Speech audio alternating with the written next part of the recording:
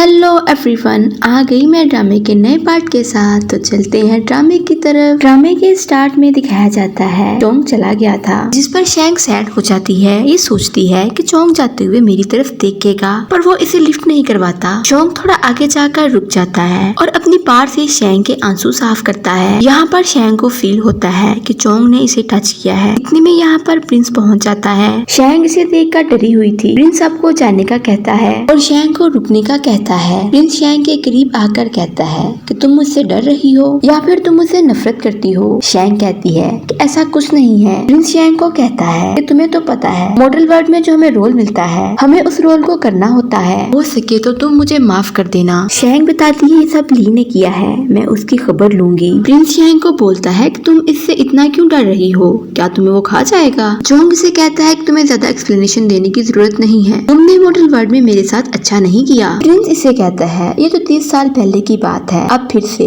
Love वाले fair शुरू हो गए हैं। तुम मुझे लेकर अपने दिल में कोई गलत फहमी न पालना, और जो थर्ड प्रिंस ने तुम्हारे साथ किया है मैं उसकी भी माफी मांगता हूँ। चोंग सोचने लगता है।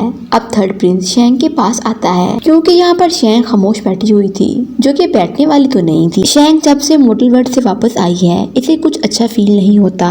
थर्ड मास्टर भी अपसेट था। वो इसे कहता है कि मुझे तुम ठीक नहीं लग रही, पर शैंग इसे कहती है कि नहीं मास्टर जी, मैं ठीक हूँ। थर्ड मास्टर इसे कहता है कि फ्यूचर में इसे तुमसे प्यार हो जाएगा। शैंग कहती है कि चोंग तो मॉडल वर्ल्ड में मुझे जानता था, लेकिन अब तो मुझे लिफ्ट नहीं करवाता, और आप कह रहे हैं कि फ्यूचर में इसे मुझसे प्यार हो जाएगा। थर्ड मास्टर बताता है कि लास्ट टाइम मॉडल वर्ल्ड में चोंग को तुमसे प्यार हुआ था और तुम्हें भी उससे प्यार था। शैंग कहती है नहीं नहीं, ऐसा नहीं है, मैं तो अकेले रहना चाहती हूँ। चोंग ली को बुलाता है और उससे पूछता है मॉडल वर्ल्ड में जाने से पहले तुमने क्या किया था। ली कहता है कि मैंने एक प्रॉमिस किया था। ली कहता है कि फेथ खुद ब खुद होता चला गया। चोंग ली से कहता है कि तुम तो जानते हो अप्स एंड डाउन आते रहते हैं, तो तुमने प्रिंस को मारने के लिए मुझे भेज दिया। ये तो ड्रामे की समरी थी, मुझे तो लिखना ही था। इसलिए ली चोंग का हाथ पकड़ लेता है। ली कहता है कि अब मैं आइंदा से ऐसा कुछ नहीं करूंगा, जिस पर चोंग इसे कहता है कि अगर तुमने दोबारा कुछ ऐसा किया मैं तुम्हारे टुकड़े टुकड़े कर दूंगा। दूसरी तरफ शैंग बैठी होती है, वो हेयरपिन निकालती है जो चोंग ने इसके बालों में लगाई थी। चोंग भी सोच रहा था कि क्या शैंग भी मॉडल वर्ल्ड में मुझसे प्यार किया करती थी, और जरूरी नहीं कि वो यहाँ भी मुझसे प्यार करे। शैंग सैड होती है, ये फिर से रोने लगती है। इधर प्रिंस भी अपनी पुरानी यादों को याद कर रहा था। इसके पास मजिस्ट्रेट भी खड़ा था। चोंग सोचता है मैंने अपनी आधी पार इसको मारने में ही खत्म कर ली थी, इसलिए अब मैं यहाँ पे बेहोश पड़ा हूँ। जब प्रिंस को पता चलता है कि फेरी की डेथ हो गई है, ये बात सुनकर इसकी आंखों में आंसू आ जाते हैं। मजिस्ट्रेट इसे कहता है तुम थोड़ा सा रो लो ताकि तुम्हें सुकून मिल जाए, लेकिन प्रिंस शैंग से बहुत प्यार करता था। प्रिंस को बहुत गुस्सा आता है, वो अपने दुश्मन से बदला लेना चाहता था।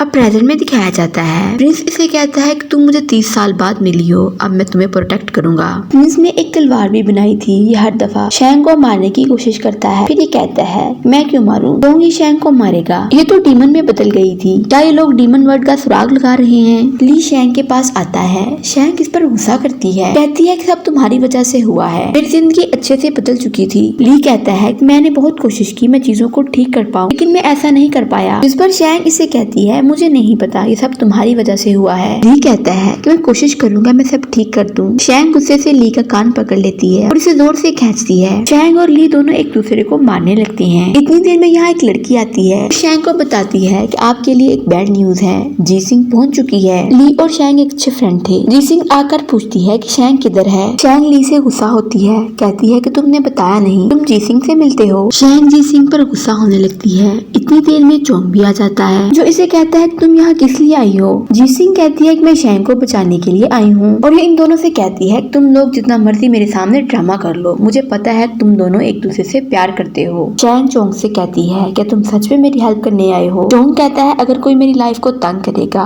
तो मैं उसे बचाने के लिए जरूर आऊंगा। चोंग इसे रोकने की काफी कोशिश करता है, लेकिन इसे रोक नहीं पाता, क्योंकि चोंग के अंदर अब पार नहीं थी। दूसरी तरफ मजिस्ट्रेट ने शैंग को अपने पास बुलाया था। मजिस्ट्रेट इसे कहता है कि मुझे पता चला है चोंग के साथ मॉडल वर्ल्ड में गई थी। शैंग कहती है कि हाँ मैं उसके साथ गई थी। मजिस्ट्रेट इससे पूछता है कि तुम वहाँ कहाँ रहती थी। शैंग बताती है मैं 30,000 साल पहले थर्ड मास्टर की वजह से आई थी। मजिस्ट्रेट कहता है कि मैंने चोंग की वजह से तुमको यहाँ पर बुलाया था। वहाँ एक फेरी थी जो बिल्कुल तुम्हारे जैसी थी, तुम्हें देखकर लगा जैसे तुम मेरी पुरानी फ्रेंड हो। और इसे ये भी कहता है कि हेवन बहुत बड़ा हो गया है, वो इसकी पोजीशन बढ़ा देता है, इसका नाम चेंज कर दिया जाता है, अब तुम्हें सैलरी भी मिला करेगी।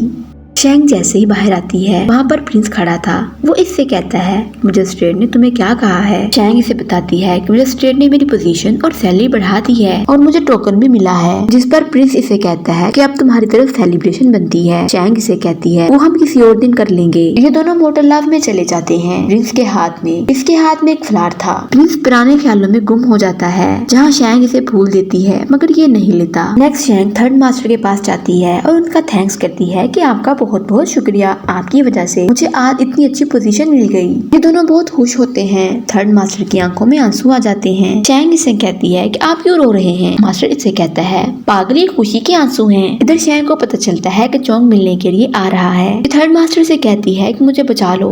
थर्ड मास्टर कहता है कि अब तुम बड़ी हो गई हो। ये मास्टर का हाथ बड़ी मजबूती से पकड़ लेती है। ये डरी होती है कि मैं चोंग का सामना कैसे करूंगी। शैंग चोंग से कहती है कि आपने मुझे बुलाया। ये इससे कहता है कि मुझे पता चला है कि तुम्हें मजिस्ट्रेट ने बुलाया था। वो इससे वजह पूछता है कि तुम वहाँ किस लिए गई थी। ये कहती है कि मैं मैच मेकिंग का काम अच्छे से कर रही हूँ। लेकिन चोंग को इसकी बातों पर गुस्सा आ रहा था। ऐसे लग रहा था कि जैसे वो जेलसी फील कर रहा हो। वही चोंग के चुटकी बजाने पर बहुत सारे पेपर आते हैं। तुम इसे हाथ लगाओ जिससे तुम्हारा दिमाग रिलैक्स रहेगा। शैंग अपनी पार को यूज करती है लेकिन इसकी पार कुछ काम नहीं करती। चोंग इसके पीछे खड़ा था। शैंग लिखने में दिन रात लगा देती है। शैंग को लगता है कि चोंग इसे देख रहा है। इतने में फूलों की बारिश होती है। चोंग गायब हो जाता है। ये खुद से कहती है कि मुझे ये गलतफहमी है, वो मेरे आसपास है। इतने में चोंग आ जाता है। ये इससे पूछता है कि काम हो गया जो मैं तुम्हें देकर गया था। शैंग इसे कहती है कि सारा काम हो गया है और अगर कभी आप पर कोई बुरा टाइम आया तो मैं आपके साथ खड़ी होंगी। और यूं ड्रामे का एंड हो जाता है। मैं ड्रामे के हर पार्ट का BTS भी अपलोड किया करूंगी। BTS mean behind the scene. वैसे रिकॉर्डिंग करते हुए मुझसे मिस्टेक्स होती हैं और मेरे इर्द गिर्द जो शोर होता है चीप है और मैं कितनी बार रीटेक्स लेकर